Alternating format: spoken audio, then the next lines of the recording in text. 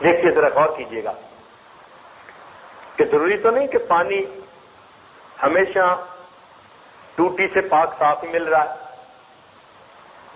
Chances ہیں کہ پانی ٹھیک نہ ہو.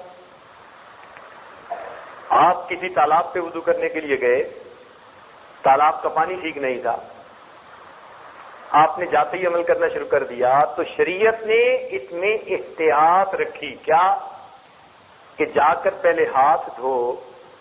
جب ہاتھ میں پانی لیں گے تو اس کی رنگت کا پتہ چلے گا کہ نہیں چلے گا؟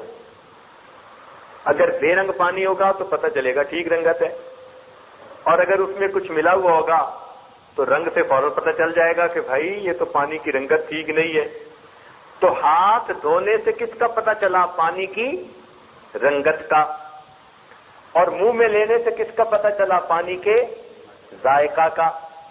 اور ناک میں ڈالنے سے کس چیز کا پتہ چلا؟ پانی کی بو کا.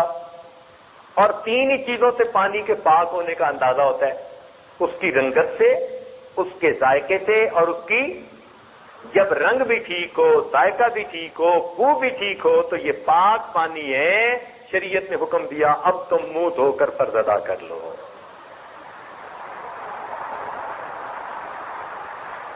الحمدللہ. دیکھو شریعت کے احکام میں کیا حکمتیں ہیں اللہ رب العزت کی بات. تو اس لیے ہم سب سے پہلے آ کے ہاتھ دھوتے ہیں. ہاتھ دھوتے ہوئے دعا پڑھوائی جاتی ہے، بسم اللہ العظیم والحمد للہ علی دین الاسلام. اب یہ ایک ایسا موقع ہے وضو کے وقت ہاتھ دھونا کہ جس کی جو دعا ہے اس کے اندر دین اسلام کی نعمت پر اللہ کا شکر ادا کیا گیا ہے. کیونکہ عام طور پر ایسے مواقع کم آتے ہیں کہ جہاں اسلام پر شکر کرنے کی نعمت سامنے آئے. اب کھانے وقت کھانے کی دعائیں، پیتے وقت پینے کی دعائیں، سوتے وقت سونے کی دعائیں، تو اسلام کی نعمت پر شکر ادا کرنے کا وقت کون سا ہوگا؟ تو شریعت نے کہا کہ اچھا اب یہ اسلام کی نعمت ہے کہ تم نماز پڑھ کے اپنے پروردگار کی ملاقات کرنا چاہتے ہو، اس لیے وضو کرتے وقت جب ہاتھ دھو گے تو تمہیں اسلام کی نعمت پر اللہ کا شکر ادا کرنا ہے. اس لیے بالخصوص جب انسان وضو کرنے لگے تو یہ دعا پڑھے. اس دعا کے پڑھنے سے انسان گویا اسلام کی نعمت پر اللہ کا شکر ادا کر رہا ہوتا ہے. اور یہ ایمان اور اسلام کی نعمت پر اللہ کا شکر ادا کرنا اللہ تعالیٰ کو بہت پسندیدہ ہے. اللہ تعالیٰ اس بات کو پسند کرتے ہیں.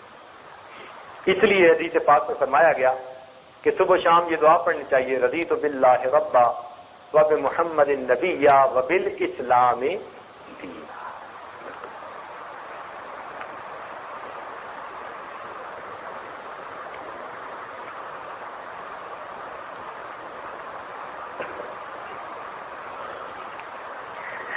علماء نے لکھا ہے کہ تیمم میں دو اعضاء کو اس لیے فرض قرار دے دیا کہ کم از کم اتنا تو دھونا لازمی ہے، اس لیے کہ یہ وہ اعضاء تھے قیامت کے دن ان اعضاء پر خوف دوسروں کی نسبت زیادہ ہوگا.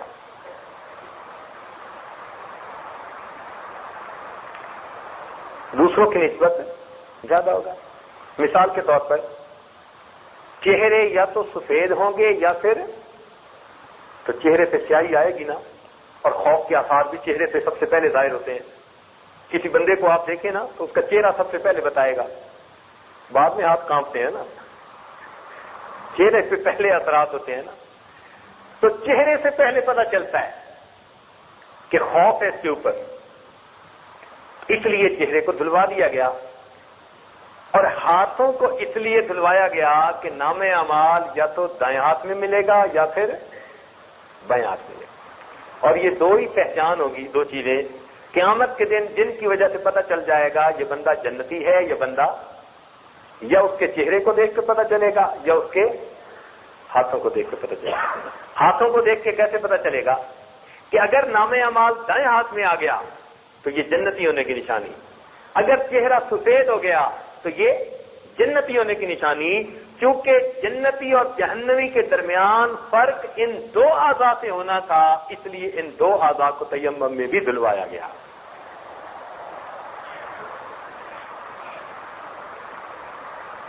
اب کوئی آدمی یہاں سوال کر سکتا ہے کہ جی پل صراط سے گزرتے ہوئے پاؤں بھی کانپیں گے،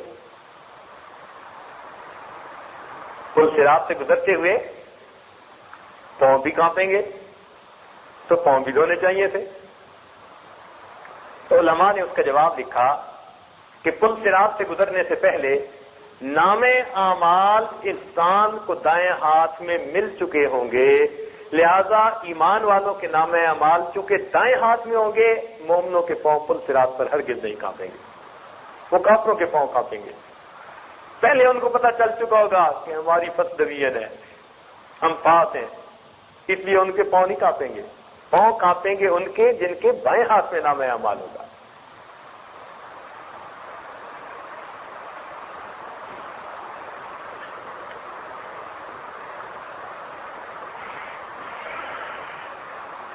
وضو میں مسواک کا کرنا سنت ہے۔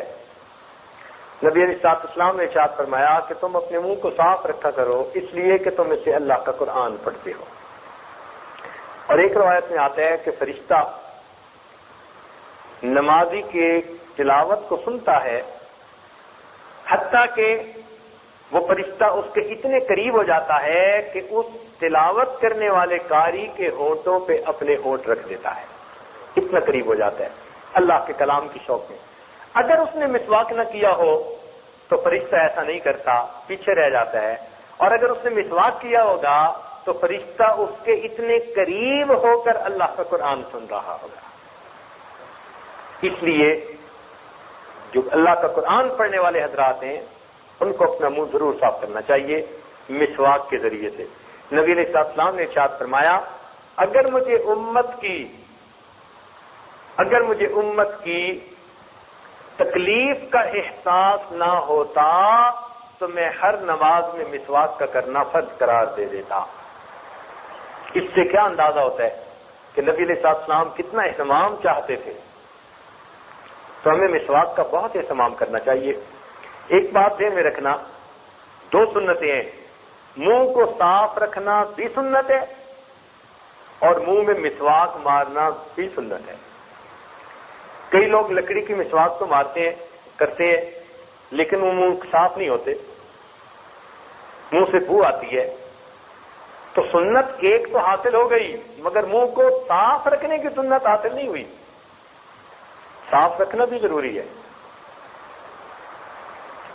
پہلے زمانے میں غذائیں سادہ تھیں، جو کی روٹی، وہ بھی خشک روٹی، ستو ہوتے تھے، کبھی پانی پی لیا کبھی دودھ پی لیا، تو دانت صاف کرنے آسان ہوتے تھے۔ یہ آج کے دور کی آئس کریمیں نہیں ہوتی تھی، یہ آج کے دور کی مرغن غذائیں نہیں ہوتی تھیں۔ آج کی دور کی غذاؤں سے اپنے منہ کو صاف کرنے کے لیے اگر مسواک کام نہیں پورا کر رہا تو آپ کو چاہیے کہ برش استعمال کریں، اس پر دوائی استعمال کریں، منہ کو بو سے صاف رکھیں۔ بعض دوستوں کو ہم نے دیکھا وہ کہتے ہیں جی یہ تو انگریزوں کا طریقہ ہے، نہیں، ہرگز نہیں۔ منہ کو صاف کرنا یہ شروع سے ہمارے مشائخ کا طریقہ آ رہا ہے، اور یہ نہیں کہ فقط لکڑی کا مسواک کیا جاتا تھا۔ عورتوں میں لکڑی کے مسواک کی جگہ درختوں کی چھال استعمال کی جاتی تھی۔ اب یہ اخروٹ کی چھال وہ اتنا دانتوں کو صاف کر دیتی ہے کہ کتنے میلے دانت کیوں نہ ہو، آپ اخروٹ کی چھال لے کر جو سبز ہوتی ہے اس کو آپ منہ میں لگائیں تو 1 منٹ کے اندر دانت ایسے صاف ہوں گے کہ جیسے آپ کسی ڈینٹل کلینک سے صاف کروا کے باہر نکل رہے ہیں۔ تو عورتوں میں پہلے زمانے سے شروع سے ہی کیکر کی چھال، بادام کے درخت کی چھال، اخروٹ کی چھال، یہ چھالیں استعمال کرنے کا طریقہ رہا اور ان کے لیے یہی سنت تھی، منہ کو صاف رکھنا۔ تاہم آج کے دور میں عورتیں سمجھتی ہیں کہ مسواک کرنا مردوں کے لیے سنت ہے، اور یہ غلط فہمی ہے۔ مسواک مردوں کے لیے بھی سنت ہے، عورت کے لیے بھی سنت ہے، یہ اچھی طرح سے نشی کر لیجیے۔ تو مسواک کی سنت پر آج عورتوں میں بہت عمل کم رہ گیا ہے۔ وہ برش وغیرہ کر لیتی ہیں تو ایک سنت پر عمل ہوا کہ منہ صاف رکھتی ہیں، مگر مسواک والی سنت پر عمل نہیں ہوا، تو دونوں پر عمل کرنا ضروری۔ نبی علیہ السلام نے ارشاد فرمایا حدیث پاک میں، تم اپنے منہ کو صاف رکھو گے تو تمہاری عورتیں زنا کا ارتکاب نہیں کیا کریں گی۔ حدیث پاک ذمہ داری سے عرض کر رہا ہوں، اگر تم اپنے منہ کو صاف رکھو گے تو تمہاری عورتیں زنا کا ارتکاب نہیں کیا کریں گی۔ تو اس لیے دیکھا کہ کچھ لوگ فقط مسواک کر لیتے ہیں، منہ کی صفائی کا خیال نہیں کرتے۔ تو دونوں چیزوں کا خیال کرنے، اگر آج کی غذائیں کھانی ہیں تو پھر آپ چاہے کوئی منجن لگائیں، کوئی اور دوائی لگائیں، کوئی برش کے ذریعے دوائی لگائیں، جو مرضی لگائیں، منہ کو صاف رکھیے۔ مقصد یہ کہ بدبو نہیں آنی چاہیے۔ اگر بدبو آئی، اللہ کا فرشتہ آپ کی تلاوت کو اس طرح سے نہیں سنے گا۔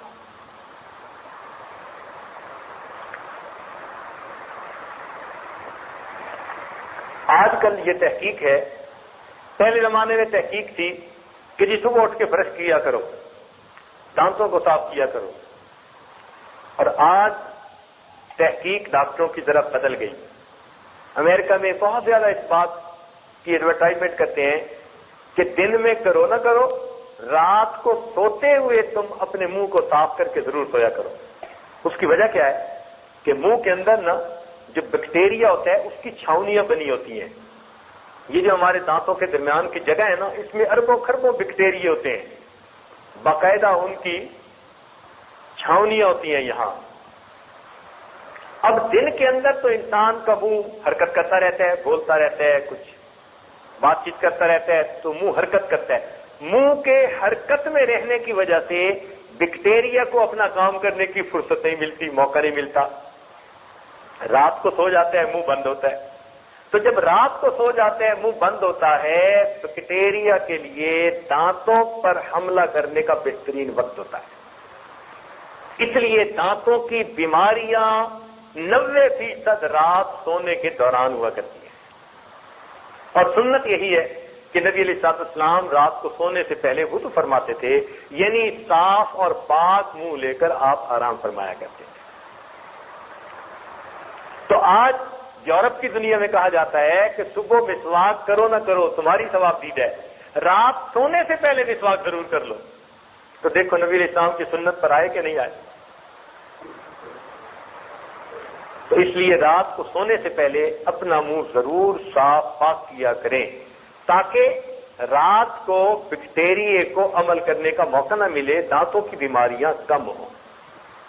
اور پیٹ کی بیماریوں کی بنیاد دانتوں کی بیماریاں ہوتی ہیں۔ اکثر جو پیٹ کی بیماری ہے نا، ان کی بنیاد منہ کی بیماریاں لگتی ہیں، کہ منہ کے اندر بیکٹیریا جو ہے وہ کچھ ایسے جراثیم پیدا کر دیتا ہے جو بیماریوں کے ہوتے ہیں۔ جب انسان کھانا کھاتا ہے، اپنے منہ سے بیماریوں کے جراثیم اپنے پیٹ میں جا رہے ہوتے ہیں۔ تو اس لیے منہ کو اچھی طرح صاف رکھنا چاہیے۔ اور اگر انسان کے دانت ایسے ہیں کہ اس میں خلا ہے اور غذا اندر پھنس سکتی ہے، تو اس کو خلال بھی کرنا چاہیے، اور اچھی طرح تسلی کے ساتھ اپنے منہ کو صاف کر لینا چاہیے۔ گویا نماز کے لیے مسواک کرنا مستقل اجر کا باعث ہے۔ اس لیے حدیث پاک میں فرمایا گیا کہ جو نماز مسواک کے ساتھ پڑھی جائے، اس نماز سے جو مسواک سے نہ پڑھی جائے 70 گنا زیادہ فضیلت رکھتی ہے۔ تو دیکھو نماز کا بھی اجر بڑھ گیا اور صفائی بھی بہتر ہو گئی، تو فائدہ تو ہمارا اپنا ہوا۔ ایک حدیث پاک میں ہے، ابن حجر رحمۃ اللہ علیہ نے محبیات میں یہ حدیث نقل کی ہے، فرماتے ہیں کہ مسواک کا اہتمام کیا کرو، اس میں 10 فائدے ہیں۔ منہ کو صاف کرتی ہے، اللہ تعالیٰ کی رضا کا سبب ہے، شیطان کو غصہ دلاتی ہے، مسواک کرنے والے سے اللہ تعالیٰ اور فرشتے محبت کرتے ہیں، مسوڑوں کو تقویت دیتی ہے، بلغم کو قطع کرتی ہے، شیطان کو غصہ دلاتی ہے، منہ میں خوشبو پیدا کرتی ہے، صفرا کو دور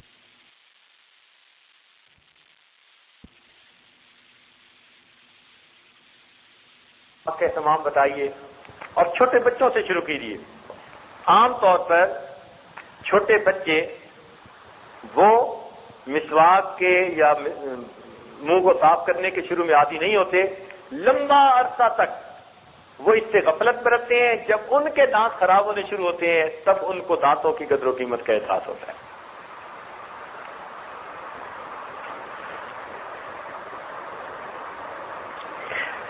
حدیث پاک میں فرمایا گیا الوضوء صلاح المؤمن،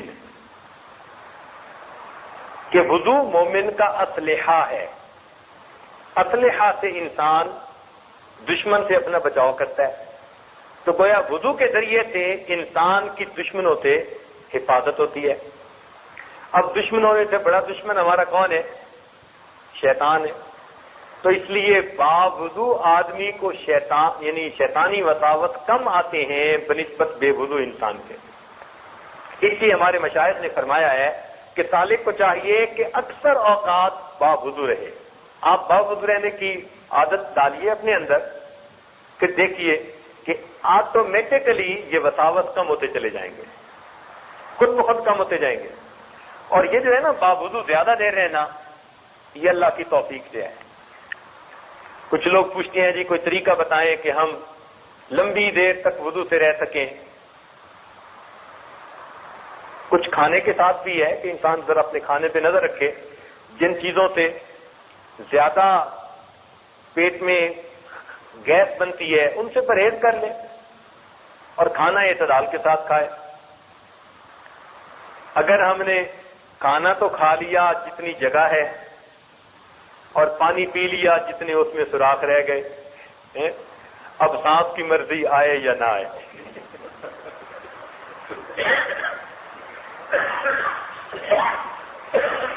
تو ایسی صورتحال میں پھر کیا بنے گا؟ وضو قائم نہیں رہتا، یہ شکوہ کرنے کی ضرورت ہی نہیں ہے. ہمارے اسلاف کا تو یہ حال تھا. عبد الوہاب شیرانی رحمۃ اللہ علیہ اخلاق الصالحین میں لکھتے ہیں کہ ہم نے ایسے لوگوں کا دور پایا، ان کی صحبت اٹھائی جو ہفتے میں ایک مرتبہ بیت الخلاء جایا کرتے تھے. ہفتے میں ایک مرتبہ. اچھا یہاں ایک بات اور بھی عرض کرتا چلوں. ہمارے جسم کی ریکوائرمنٹ بہت تھوڑی ہے. ہم اکثر عادتاً زیادہ کھانا کھاتے ہیں. ہم اکثر عادتاً زیادہ کھانا کھاتے ہیں، عادت بنی ہوتی ہے. علماء نے لکھا ہے کہ جو بندہ ایک کھجور کھا لے اس کو 3 دن تک بھوک کی وجہ سے موت نہیں آ سکتی. ایک کھجور کے اندر اتنی غذائیت ہے کہ ایک کھجور کھا لے تو 3 دن تک بھوک کی وجہ سے موت نہیں آ سکتی، اتنی کیلوریز ہوتی ہے. تو ہمارے جسم کی ریکوائرمنٹ ہوتی ہے تھوڑی سی، اور ہم عادتاً زیادہ کھا رہے ہوتے ہیں. آپ کو پتہ ہے کہ جنگل کا بادشاہ شیر ہے اور وہ روزانہ نہیں کھاتا، ہفتے میں ایک مرتبہ. ہمیں ایک صاحب لے گئے لائن پارک دیکھنے کے لیے، تو وہاں میں نے سوال پوچھا کہ ان کو آپ کتنے دنوں کے بعد جو ہے وہ کھانا دیتے ہیں؟ انہوں نے کہا کہ ہر سنڈے کو ہم ان کو کھانا دیتے ہیں، باقی پورا ہفتہ یہ کھا لیں. صحیح حیرانی ہوئی کہ ہم 24 گھنٹے میں 3 دفعہ، تو ہم بہتر شیر نہیں ہیں.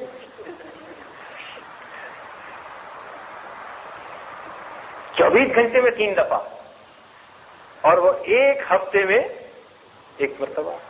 مگر اس کی قوت اور اس کی طاقت اور اس کی پھرتی کا راز اس کے کم کھانے میں. اس وقت دنیا میں جتنے جاندار ہیں نا، جن کو سپیشیز کہتے ہیں انگلش میں، ان میں سب سے زیادہ لمبی عمر کا سپیشی وہ کروکوڈائل ہے، مگر مچھ ہے. اور مگر مچھ کے بارے میں آپ نے سنا ہوگا کہ آج کے زمانے میں بھی اس کی عمر 150 سال، 200 سال، 250 سال تک جا رہی ہے. اس دور میں بھی انسانوں کی تو 100 سے اوپر بڑی مشکل سے جا رہی ہے نا.